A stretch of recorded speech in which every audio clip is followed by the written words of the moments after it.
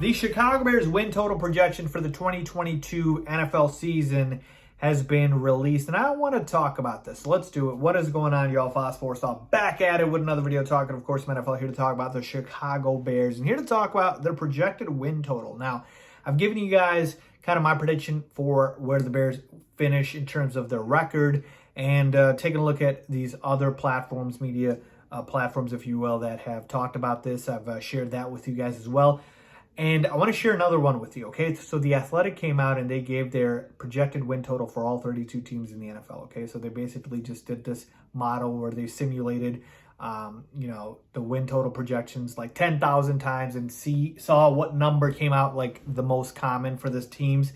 And so with the Bears, it was at 5.9 wins, which is basically 6 wins, okay? So the Athletic is basically saying that the Bears win 6 games this season. They finish 6-11. Okay. So, do I agree with that? Is it surprising to me? Not really, because I feel like the win total that I had for the Bears, and maybe I'll release another win total prediction video, is similar or around that range. Okay. And basically talks about, a big part of this is the schedule, which the Bears have the 4th easiest schedule in football, and so they can rack up those wins. But the roster, people have talked about, just isn't good enough. But if Justin Fields takes that leap, then everything changes. So I agree with that for the most part. So I think this is interesting here. Okay, so the Athletic is saying 5.9 wins, which is basically 6 if you round up. And so the Bears, when you take a look at their schedule, they play the Texans, the Falcons, the Giants, Jets, Lions twice, and the Commanders. Okay, those would be the easy teams on the schedule. And that right there is 1, 2, 3, 4, 5, 6, 7 games right there. That if you win all of the easy games on the schedule and lose every single one, you beat that win total and you go to 7-10.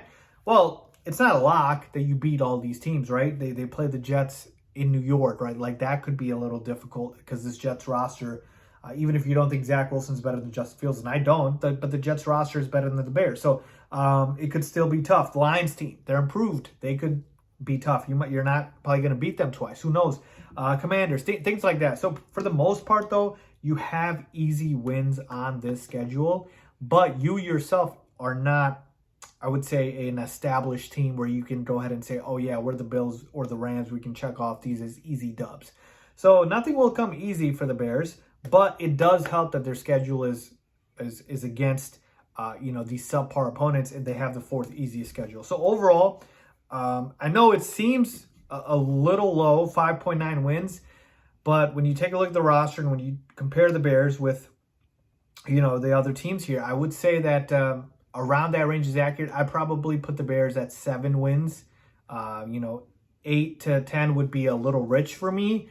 But I'd say 7 and maybe even 8 around that range is what I would feel comfortable with. Again, it's year 1 of a rebuild. There's nothing wrong with that. This year isn't about wins. It's about development. It's about finding out if Justin Fields is the guy. So to me, the wins are just gravy. If we get them, great. But I just want to see development. If we know by the end of this year, Justin Fields is our guy, he's the quarterback of the future, that's a winning season in my book. Okay, so 5.9 wins, totally get it.